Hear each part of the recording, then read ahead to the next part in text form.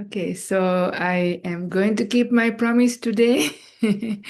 And so before the last talk, we have been talking about one of the most deep teachings, the most central teachings of the Buddha, which is dependent origination or Paticcasamuppada. And at the end of it, one of the uh, people here asked, it's easy for us, not easy, but at least we know the way, there is a method, we understand, somebody is explaining this, so all we got to do is try and follow it. And even that is a bit hard, as we can see, but at least we've got a map.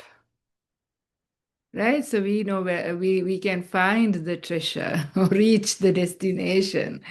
But how did the Buddha discover this? On his own, when there was no map, when there was no understanding, how did he wake into this understanding? And this is really interesting, right? And it is really interesting. I mean, for many of the traditional Buddhists, you know the stories and all these kinds of stuff, but there are a lot of people who are also new to Buddhism, and for the benefit of everybody, and also for the benefit of also the traditional Buddhists, because there are also a lot of mythology and legend in the story of the Buddha.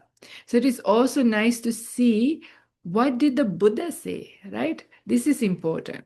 So when it comes to comparative studies, for example, like after the Buddha passed away, about 100 years or so after that, Buddhism went to China, and it went in many episodes, but that was the first time. And then after over a few hundred years, the whole of the teachings went to China and got translated into Chinese and got written down. At the same time, about the same time, the Buddhism also went from the Pali side into Sri Lanka. And then it was there, and then it got written down after about 400 years after the passing away of the Buddha in Pali in Sri Lanka, and then it was preserved there. There was hardly any exchange or meeting of this Pali canon and the Chinese translation for about over 2,000 years. Yeah, 2,200 years maybe. They were not coming together. I mean, there were people coming from China and going and stuff, but not much at all of exchange between the two. They remained separate in different languages, in different cultures. So, of course, in the modern time, this is now translated into English and people can compare. And what do you think is the result? Yeah, when you compare them, more than 90% is exactly the same. There is a beautiful study done and a book written by Ajahn Brahmali and Bhante Sujato about their findings, but roughly, more than 90% of the teachings are exactly the same between the two versions. So then we can think that because they just left, India and went into these different locations, only about 100 years after the Buddha, while there were still many arahants or enlightened beings in the world, that it is more possible that it is the word of the Buddha, right? So that any sutta that when you compare are pretty identical between the two, and then we can be quite sure that it is the word of the Buddha. Yeah. What the Buddha say is much more important than what is also called commentary. So then later on, there were later monks and nuns who would give commentaries. Like I'm also giving a commentary, right? Just give and talk about things. It's called a commentary, later commentaries, but more formal commentaries. And then with that, a legend also came in, stories came in. So commentarial things are secondary. So it's not direct word of the Buddha at all. It is what is the commentators say. And some of them is still true because it's not just the sutta. There's a lot of background and other stories that did not get recorded together with actual teachings. But there's more to the teachings and what happened at the time of the Buddha. So some of it may be true, some of it may not be true. So therefore, for traditional Buddhists, we still have quite a lot of legend and mythology also mixed up in our understanding of what happened with the Buddha. So it's nice, whatever parts that are actually the word of the Buddha that are found in the suttas, in the discourses, then it's nice to hear what did he tell us about what happened, right? So let's see, I'm not going to read the entire sutta because it's quite a long sutta. There are quite many suttas where the Buddha repeats as well. So even if it was lost in one, there are other places, even in the sutta itself, that the Buddha is consistent in how he tells his story of what happened and how he ended up becoming a Buddha. So this one that I have chosen for today is Ariyapariyesanā Sutta, that is in the Middle-length Discourses, Majjhima Nikaya 26. In English, it's translated by Bhikkhu Bodhi as the Noble Search. So I will read little bits of extracts up to some point, and then I will also say things by memory. Otherwise, we'll be here forever and not finish the story. Okay. So this is how it starts. Thus have I heard, on one occasion, the Blessed One was living at Savatthi in Jeta's Grove, Anathapindika's park. Even the Savatthi is still there in India and you can visit. So it's a real city, still there. Then when it was the morning, the Blessed One dressed and taking his bowl and outer robe, went into Savatthi for alms. I'm going to skip a little bit because then after that, his attendant Ananda sort of tells him maybe it is good to go and give a Dhamma talk to some of the monastics who are gathered in another monastery. It's called Brahmin Ramaka's Hermitage.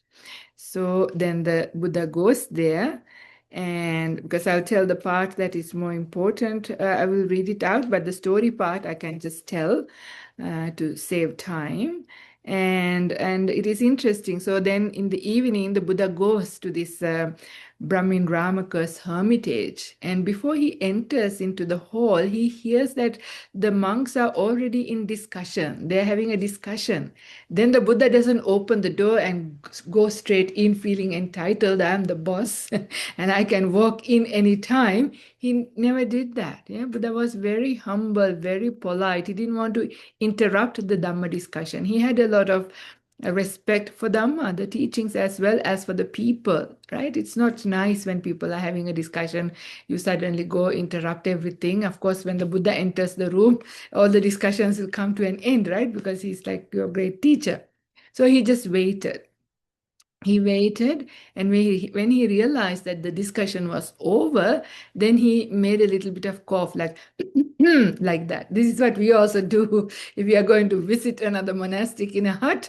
This is because no doorbell, no mobile phone to ring and say, I'm outside your door. You just make a little bit of coughing sound. Then they realize, oh, there's somebody outside of the door. So when Buddha did that, they opened the door, and then the Buddha walks in, and then the Buddha asks, so what was the discussion you were having just before I came? And they said, oh, we were actually talking about you, and things like that. And then the Buddha says, and this is where I'm going to start the story of what he has to say. So he starts, so the Buddha says, good bhikkhus, it is fitting for you clansmen who have gone forth out of faith from home life into homeless to sit together to discuss the Dhamma. When you gather together, bhikkhus, you should do either of two things: hold discussion on the Dhamma or maintain noble silence. So think about it for us, right? What happens to us when we get together with people? Do we discuss Dhamma or do we discuss politics, weather, all kinds of stuff, right? So the Buddha says, don't do that. Maintain silence, much better. But anyway, then it starts. Then the Buddha starts to give a kind of a discourse. Bhikkhus, there are these two kinds of search: the noble search and the ignoble search. And what is the ignoble search? Here, someone being himself subject to birth seeks what is also subject to birth. Being himself subject to aging, he seeks what is also subject to aging. Being himself subject to sickness, he seeks what is also subject to sickness. Being himself subject to death, he seeks what is also subject to death. Being himself subject to sorrow, he seeks what is also subject to sorrow. Being himself subject to defilement, he seeks what is also subject to defilement. Then he goes on to say, and what may be said to be subject to birth? Wife and children are subject to birth. Men and women slaves, goats and sheep, fowl and pig, elephants, cattle, horses and mares, gold and silver are subject to birth. It's a bit curious why gold and silver is there, but everything else we understand is definitely subject to birth. These acquisitions are subject to birth, and one who is tied to these things, infatuated with them, and utterly committed to them, being himself subject to birth, seeks what is also subject to birth. Isn't that us, most of us? This is people in the world, right? Because we are all human beings, and also all of our pets. Anybody who has farms, all of your farm animals. These days we don't have slaves, but we have our people, workers, friends, all of these things. Yeah, they're all also subject to birth. What we seek, we bond, we are infatuated by this, is what the Buddha is saying. And what may be said to be subject to aging. And he says it's the same list. Yeah, wife and children are subject to aging, men and women slaves, goats and sheep and fowl and pigs and elephants and etc., etc. So in the same way, he says, and what is subject to sickness, yeah, and what is subject to death and subject to sorrow, to defilement, and subject to defilement, all of those things, it's the same group of people, right? It's the same list of things that we attach to, we look after, we bond with, and we look for, right? We are constantly looking for a partner in life. And people who are already partnered then want to have children of their own. And then they want to have friends, and then they want to have all these acquisitions, yeah? So, but these are all subject to birth, aging, sickness, death, and sorrow and defilement. So, and what is the noble search? So that is the ignoble search, yeah? So that is the stupid search, because don't we read reviews and try to find out all these things, yeah? We are constantly reading reviews, talking to people, spreading the words, asking around, where can I find a good partner? Where can I find a nice place? Where can I find a group of friends? All kinds of things, yeah? Constantly searching, and that search, the Buddha says, is the ignoble search. And what is the noble search? Here, someone being himself subject to birth, having understood the danger in what is subject to birth, seeks the unborn security from bondage, nibbana. Being himself subject to aging, having understood the danger in what is subject to aging, he seeks the unaging, supreme security from bondage, nibbana. Being himself subject to sickness, having understood the danger in what is subject to sickness, he seeks the unailing, supreme security from bondage, nibbana. Being himself subject to death, having understood the danger in what is subject to death, he seeks the deathless, supreme security from bondage, nibbana. being himself subject to sorrow, having understood the danger in what is subject to sorrow, he seeks the sorrowless, supreme security from bondage, nibbana.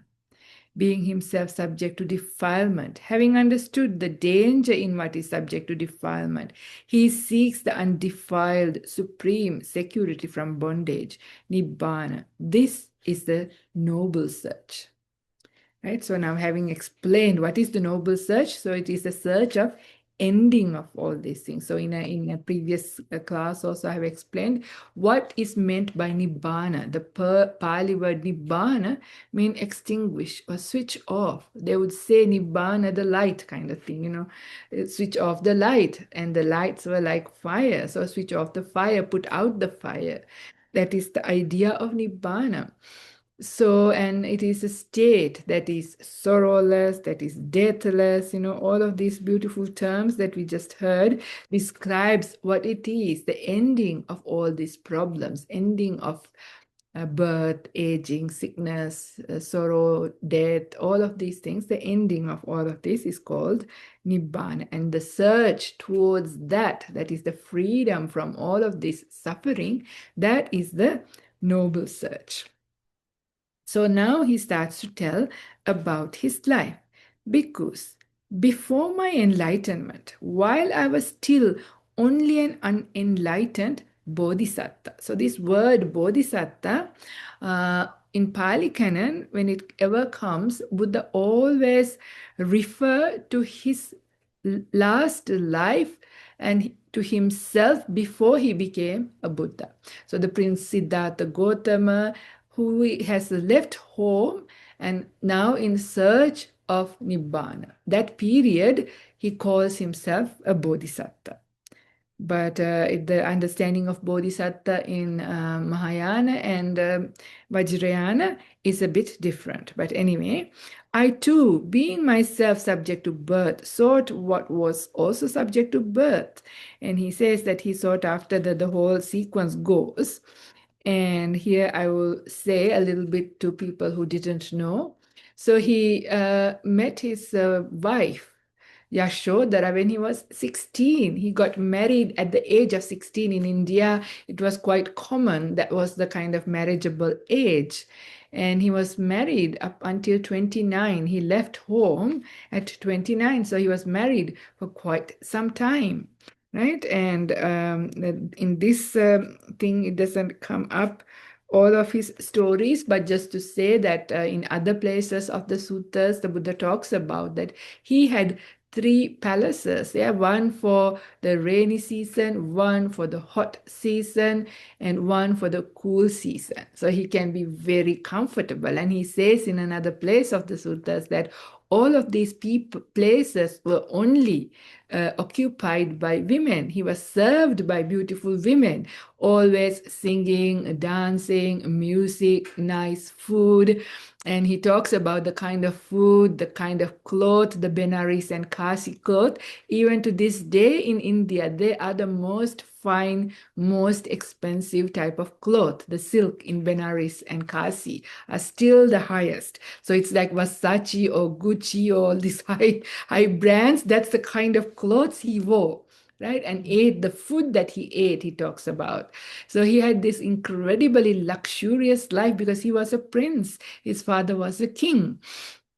And he had nothing much to do except indulge in the 5 chords of sensual pleasure all day long, pretty much, for quite a long time. So, and then, in the legend, it says that when he went out, like he saw somebody who's aging, like an old person, later a sick person, and later somebody who had died. But that is not how the Buddha says. He doesn't ever mention that here, but that is true for how the Buddha Vipassana, previous Buddha, has that is the case, apparently. Okay. But in our Buddha, he has somehow, he probably saw even in the palace. His father is pretty old, so he probably saw people who are old, even in the palace. And I'm sure, people in the palace, even his father probably got sick, so it's not hard to see somebody getting sick, and I'm sure people in the palace also died. So, I mean, the important thing is when these things happened, that for most of us, nothing happens, right? Okay, somebody died, somebody's old, especially people are old and sick, of course, we don't think much about them. What do you expect? That's normal, you think.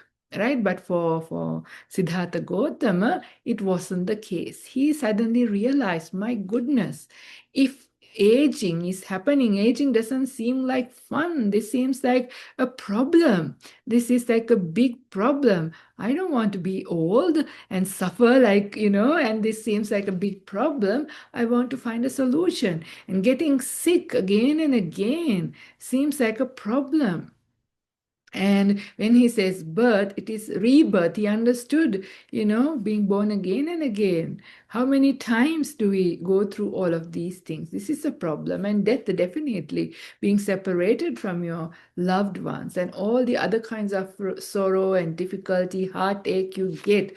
All of these things are problems. So waking up into that was the important thing. For us, when we hear that, we shake our head and then go into the next thing. But for this Buddha to be, Siddhartha Gautama, this he saw as a big problem. Then he was contemplating and thinking about, what am I doing when I am subject to all of these things? Why am I also seeking, like my wife is also subject to the same problem. She too is going to get old, sick, and die. And if I have children, it's the same. All of these things, they are what I'm seeking, is also facing the same problem. What am I doing with my life, right? In other places, in the suttas, the Buddha says this old age, sickness, and death, they are like these big mountains rolling onto you, or like an avalanche, coming through to you. And as an avalanche is coming, we are singing and dancing and trying to have a good time, is what the feeling of these things are, right? Every day we are getting closer and closer to these things. And yet, we become heedless and we never wake up into this truth and even see it as a problem, as a problem. So much so that you actually even need to leave, So the Buddha says,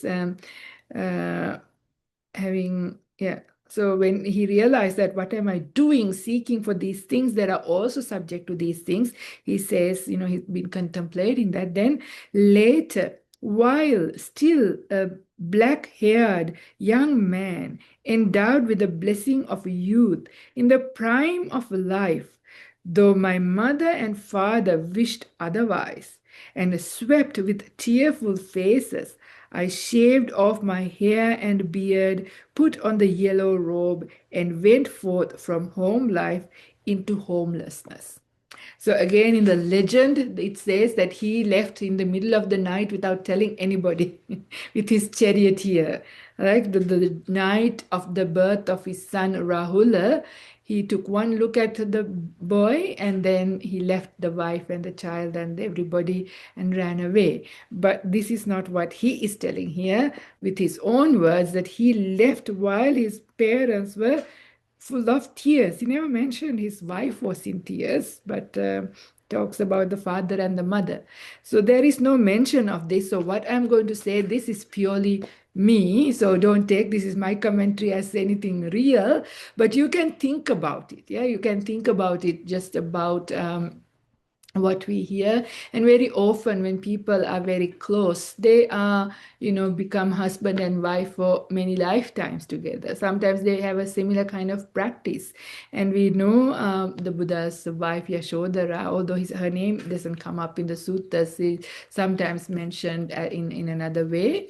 But anyway, was also somebody who became enlightened later, right, when he became. So she was a wise lady. And I'm sure they were a very close couple, like really good friends and wise as well. So when Prince Siddhartha Gautama sort of started to see this problem, I'm sure he had a good conversation with his wife saying, look, there is a problem. And the wife would have also agreed, yes, I understand, because she's supposed to be quite wise as well. So then they probably decided, okay, there's a problem, so one of us has to go and find a solution. And being a woman, it is really hard to just go out into the bush, into the forest, and live, because, you come into all kinds of problems. Your life is not safe. Much more women are more vulnerable, as because you could get raped, you can get pregnant because of that, or get killed. All kinds of things can happen much more easier. So it was probably a bit more obvious that he had to go, and he probably thought, yeah. So, and she said, okay, I will wait, but when you find the answer, please come and let me know. So those things, this is some parts of it is in the legend, but I think that part of the legend probably true, but we don't know. But anyway, I would like to think that he actually had a discussion, because he was, kind-hearted, good, wise person, not somebody who just abandoned your wife and child. And he never did abandon, because they were in the palace, being looked after by, everybody there. So it's not like he left and they were on the road without anything. So, but I think it's also not without discussion, but with the discussion. And she probably accepted, which is why he doesn't mention here the wife was in teary eyes, but the mother and the father, I mean, he says mother, but it is actually the stepmother again. But anyway, because his mother passed away 7 days after he was born. While they were sad, he left, because, he realized, I have to find a solution and bring the solution back to, help them as well. So this just a little bit of thing. And then so he becomes homeless one and goes onto the streets and trying to look. Having gone forth, bhikkhus, in search of what was wholesome, seeking the supreme state of sublime peace, I went to Alara Kalama and said to him, Friend Kalama, I want to lead the holy life in this Dhamma and discipline. So Alara Kalama was one of the very famous teachers. He's supposed to have attainment to the seventh jhana, or was it sixth jhana? One of the ones, I think sixth jhana, a base of nothingness, nothingness, seventh jhana state, seventh attainment. So, so one of the most, attained, good meditators. So somehow Siddhartha Gautama found this person, and then I'm going to not read the whole thing. You can read it, and then he was able to, the Siddhartha Gautama was able to really attain that deep meditation quite quickly.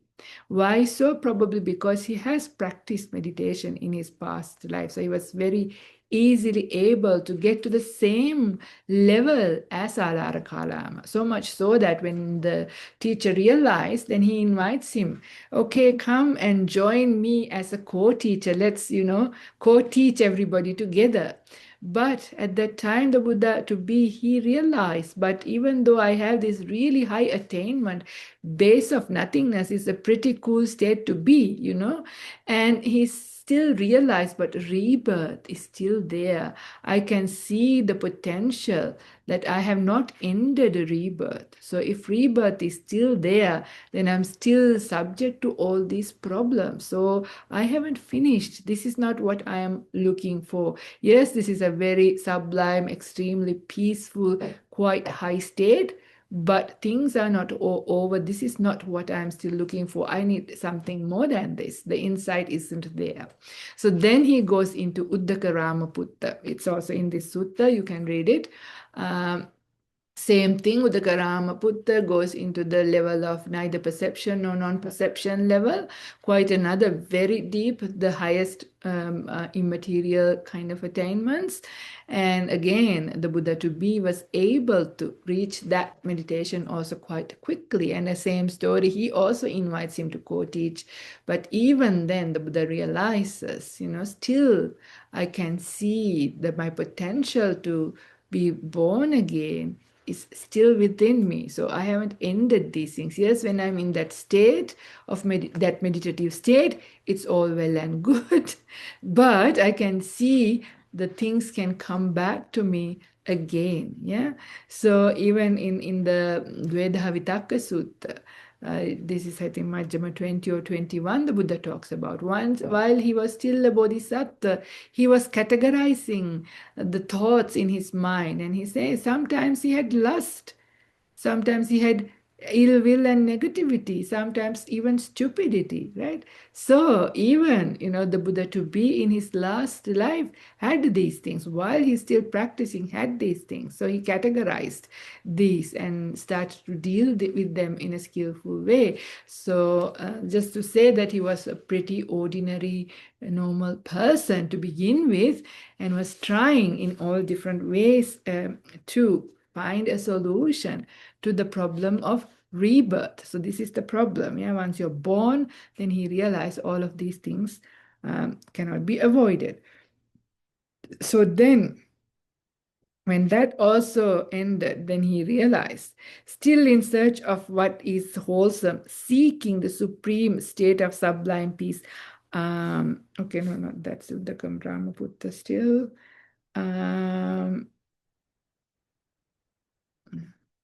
Yeah, still in search, yeah, wholesome, seeking supreme sita. I wandered by stage through the Magadhan country in India until eventually I arrived at Uruvela, at Senanikam. These places still exist in the same names. It's really interesting.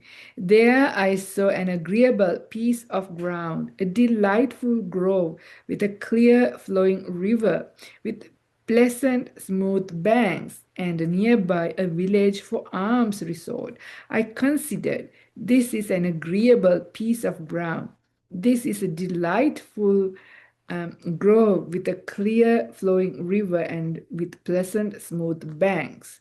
So, and this will serve for striving. So he sat down at a foot of a tree and started to practice. And I think he spent quite some time. This sutta, he doesn't have the full sequence because he wants to come into some other teachings. But in other suttas, there is the time that he spent about 6 years or 7 years, 6 years, doing all kinds of really difficult practices, because at the time of the Buddha, there were belief that, you have to torture yourself. You have to really torture yourself to end all the bad things and attain Nibbana. There were many people in search of ending suffering, something called Nibbana, to extinguishment. This was a common understanding. So people were doing all kinds of stuff. So actually, I can't remember which other sutta I recently read. I think Tevijja Sutta. He explains, this is too much because for me today, I mainly want to focus how he got enlightened at the end. But maybe on another occasion, I might just talk about those things just so that you know. But he went out of not eating any food for a long period of time. He even stopped breathing. Yeah, he stopped breathing. And then the breath would go through his ears. We don't know that we are also breathing through our ears because we only know from mouth and nose. But when you stop intentionally breathing from mouth and nose, the breath still goes through your ears and to keep you alive and things like that. But anyway, he went into really, giving so much incredible levels of torture to see whether I can find a solution by this means. And he became really, really weak after, obviously, not eating, not breathing, all kinds of stuff. And he realized this is not the way to awakening. I am so weak, so difficult. And he also had 5 other friends with him who were also trying to practice. And they were very impressed because he could excel everybody else in torturing himself. So they had a lot of hope that he's finally going to make it. But later, after 6 years of striving, like that long time, right? 6 years, he realized this is not the way. This is not the way to enlightenment. So then he actually started to eat a little bit, a little bit more food. and his body started to become better, healthier. When he started to do that, his 5 friends gave up on him and they left. Thought this person has now given up practicing. He's now starting to eat and, whatever, but he didn't mind. So he realized this is the right way to do it. I have no energy. I'm so weak. How am I going to find a solution? Because enlightenment is not in the body, it's the mind that gets enlightened. If my body and mind is getting so weak, like with these practices, there's no hope of understanding what is going on. So that is why he does that. And then he also remembers a childhood experience when he was quite young, maybe about 6 years of age, quite a young kid. There was a festival, a farming festival, and he was just sitting under a rose apple tree, that's what they say. And then he was just, just looking and enjoying, and then slowly probably got bored with all of these things, and he saw some animals suffering around, getting eaten, worms getting eaten by birds and all those kinds of stuff. And then he sort of, closed his eyes, and he probably didn't even know he was meditating, but he entered a deep meditation called jhana. Like he didn't know at the time that's what it is, but because he's meditated and practiced for many lifetimes. So, and there are people even these days, who have even not even Buddhist, when they were kids, they have meditated and they have even get into very deep meditation. Why? Because they have meditated quite deeply before. So this is not uncommon. So he just remembered that powerful state and he realized, I think that is the path to enlightenment. This is where I might find a solution. So again, very different, because Alara Kalamuddaka Ramaputta also had quite high attainments, but that shows us that even though they were high, they're not quite the same. Here he remembers just entering probably the first jhana, but he realized it's different somehow. So then he starts practicing deep meditation. Once his body started to get a bit more energy and alive, and then he started to do breath meditation. And eventually he gets into these jhana states. And long story short, there's quite a lot of flowery talk that you can listen and read in various suttas. But to keep it short, to get into the insights, so what happens then is once you get into these really deep meditative states, these jhanas, it becomes possible, even for us, if we get into these states, it becomes possible to develop the psychic ability of seeing our own past lives. So the Buddha, while he was meditating in the night of his awakening, he starts to get the psychic ability of seeing past lives. So he starts to see 1, 2, 3, hundreds, thousand, many hundreds of thousands of lives, one after other, one after other. And as he was seeing that, he would have understood, my goodness, how long is my journey in this samsara, the cycle of birth and death. And he sees all the time, what have I been doing? Born, get married, have children, have a house, get a job, do this again and again and again, and sometimes do stupid things as well. And then sometimes born in good places, sometimes born in bad places, all kinds of stuff. So he saw all of these things. And I'm sure if we see that, there's quite a lot of disenchantment starts to happen. What is the point of this? I mean, let alone seeing many lifetimes, just seeing our weekly cycle, right? Monday, Tuesday, Wednesday, the weekend comes again and again. The cycles of the year comes again and again. What am I doing with my life? So of course, it is much more enhanced when you start to see many lives. Then he develops next. He starts to see the psychic ability of which is called the divine eye. And this is also possible for people to develop after deep meditation. And then you start to see what happens to beings when they pass away. So there were other people at the time of the Buddha also who had this divine eye ability. And when you have divine eye, it's like this, the stream of consciousness that leaves the current body. It's like it goes from one house and enters another house. Like that, they can see where they get born. So he also saw not only his own past lives and how he was born, he also could see other beings, what they did, and based on their actions by body, speech, and mind, he could see how they lived their life and what kind of rebirth they got. Yeah, where did they get born? So many, many cycles of that. So when he saw that and also his own past lives, together with that, he came to understand the working of karma. Yeah, this is where one of the insights, a very important insights in Buddhism called karma, actions. Yeah, chetanahang bhikkhave kammang vadami. So your intentional actions by body, speech, and mind have consequences. So he understood the law of karma, how we are born according to what we have done intentionally, how we have lived our life. Yeah, so good and bad, and he understood also the karma. So when he had understood all of that, the mind gets nibbida, the disenchantment, very powerfully, yeah.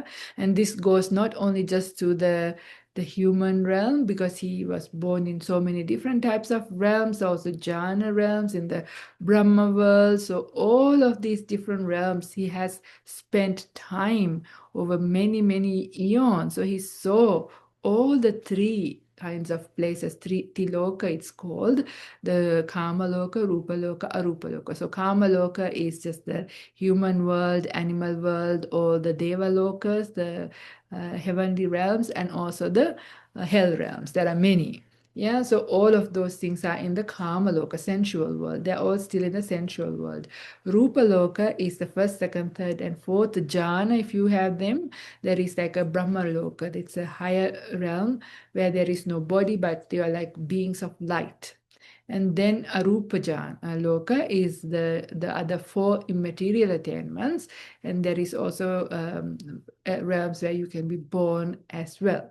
So he saw all of those places, how beings are born according to the karma, but he got disenchanted for all of these things, because even you go to these really high, blissful, incredible states, you spend long time, but then when the time there is over, you still come back and go fall down again, and it goes up and down, yeah, up and down, endlessly going up and down.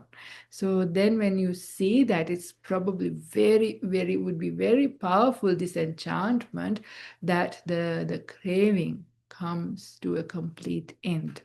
Craving to be born, craving to enjoy things. Yeah.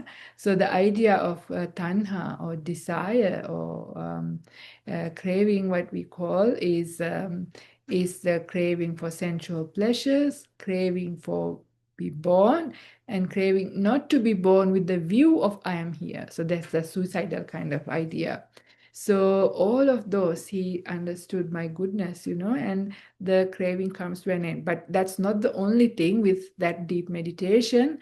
I will probably read another sutta another time, which is a very powerful sutta called Chabisodana Sutta. There's much more information of understanding, what this body is and what it is made of, and that there is actually nobody here. That understanding of non-self is also a very big thing. Before you think there is somebody who went from life after life after life, but then he realized it's also not a actual being. It's just a process, yeah, conditioned process, changing and changing, yet experiencing suffering. And it's a delusion. Yeah. So once he sees that there is actually nobody here, just a process, then I say, oh my goodness, what am I craving for? There isn't even anybody here. This is in a small way saying it's much more deeper than that. You realize it's an empty process that you have sort of with the delusion believed to be me, and then with that belief start creating all kinds of things. And as a result of this good and bad, you also get born and suffer or enjoy. So, this is the whole thing. So when you see that clearly with that kind of really powerful mind, the craving to want to exist, to be born again and again, to experience things, all of that craving comes to a complete end. Yeah, it's completely vanished.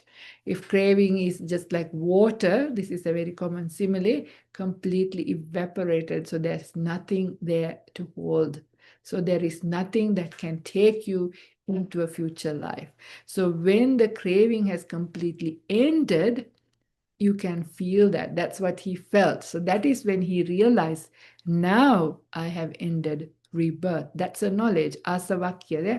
All the asavas that are just the things that keeps you going, yeah, pulls you, gives rise again and again to desires, gives to kama asava, bhava asava, avijja asava. So these are the things that keeps you wanting to enjoy sensual pleasures, wanting to be born again, So all of those potentials have come to a complete end. Asavakaya means it's ended. So he realized when he actually looked into his mind, to the consciousness, to all of that, there is nothing remaining. All of that has ended with the powerful mindfulness after the really deep meditation. And when it has ended, it is a knowledge that it is ended. Yeah. So when that knowledge came, that is when he realized he's now finished with birth, finished with rebirth. Yeah.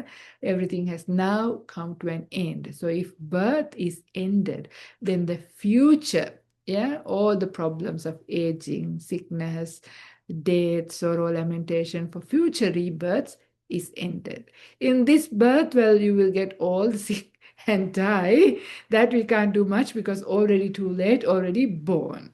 But even how you deal with it, the mental pain is not there anymore because you have no attachment anymore, because you understand there is nobody here, nobody there as well, and there's no craving for the bodies or for other things or nothing, because you understand the emptiness of these things. It's not things are completely empty as in there's nothing there, empty of a self, empty of a being, empty of anything valuable and useful or reliable is not there. Yeah, everything is not valuable, unreliable.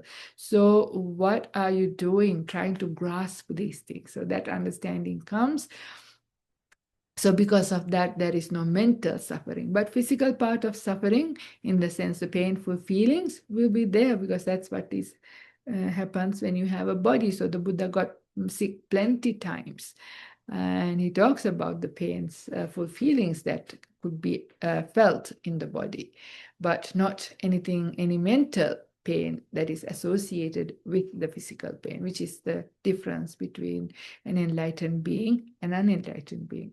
So then once he actually realized how he realizes the rebirth has been ended. So together with that huge part of suffering has ended. So he could feel the suffering has ended. That's a felt kind of experience, a knowledge.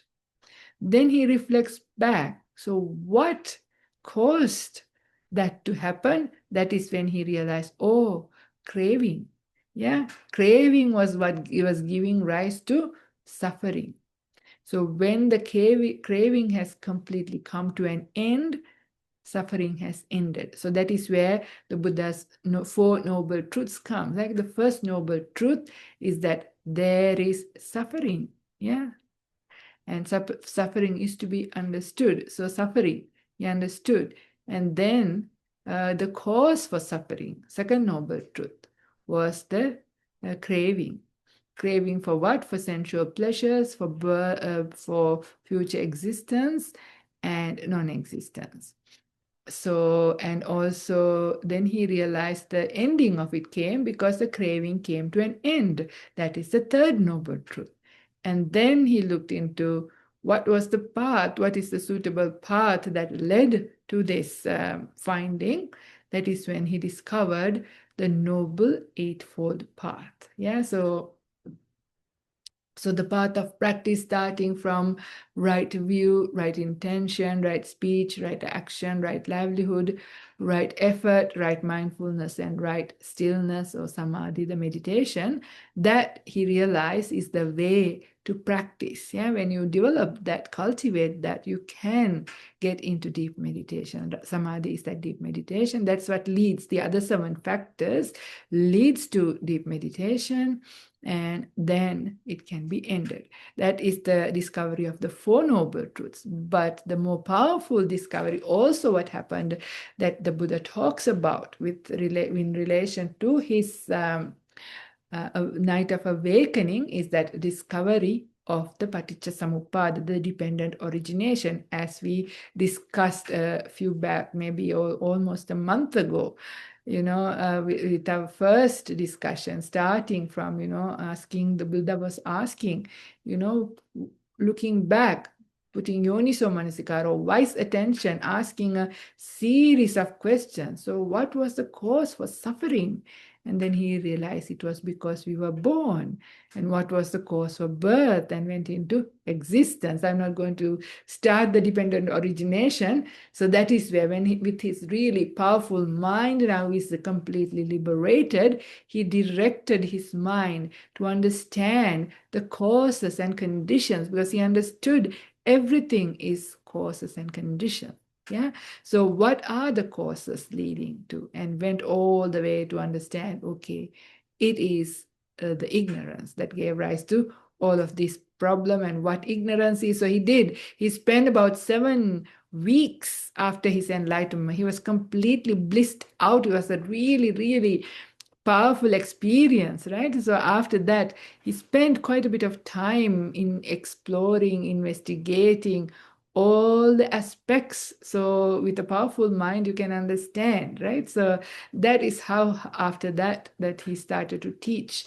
But he didn't teach straight away. He thought this is so profound, nobody going to understand. But then slowly he realize, okay, there are beings who can understand. Then of course he also has the ability to be able to read the other people's mind, but not only the mind, but he can also understand the level of their development of faculties. How wise are they? How have they been practicing? So based on each person, he's able to give the teachings in such a way that they would understand. So he would, when he meditates, he would, reflect on the Dhamma and come up with interesting ways. It's called pariyaya, different angles of showing, depending on the person. Yeah. So depending on the person's nature, what they do. If it's a farmer, he'll give a simile with farming. If it's a blacksmith, he'll give a simile using that. So the person can understand the teaching. So this is how we ended up with so many discourses. But the actual thing is not that many things. But we have many discourses because he tried to explain this according to the different people. And so we are very lucky that we have so many beautiful teachings, and we may relate to some of them and we may not relate to others, but at least whatever we can relate and understand, that's all we need, because it's we need only a handful of leaves. The Buddha says at one point, somebody asks, how much do you know? And he says, the amount of things that I know is like all the leaves in this big forest. Like imagine big trees full of leaves. So all the leaves, the knowledge I have about the world is like that. But the amount that I'm teaching, he grabs a bunch of leaves into his hands and says, it's only this much, a handful of leaves. Why? Because only he teaches the suffering and ending of suffering, because that's only what matters, not about, what are the kinds of animals that lives in the bottom of the ocean, how many planets are there, what, all these things that we want to find out, our curious mind. So what? Yeah, that's not going to help us end suffering. Actually, in fact, it'll create more suffering. But the Buddha only teach the suffering and the way to end suffering. So all of that teach is not that many things that we need to learn. And so hopefully that was helpful. it's still a big story. It's nice once you start reading the discourses, the suttas, then you get to know Buddha as a person. Quite nice to get to know this incredibly beautiful person, very humble, very nice, very wise, how he lived his life. It's very inspiring, yeah, and also his teachings. So as you learn slowly, you get to understand who is this person, what did he do, what did he teach, and this is important for us. So hopefully in more future talks, I'll read more and more suttas, and then we will get to know the Buddha through these teachings, and that would be good, I think. Anyway, that's the Dhamma talk for today.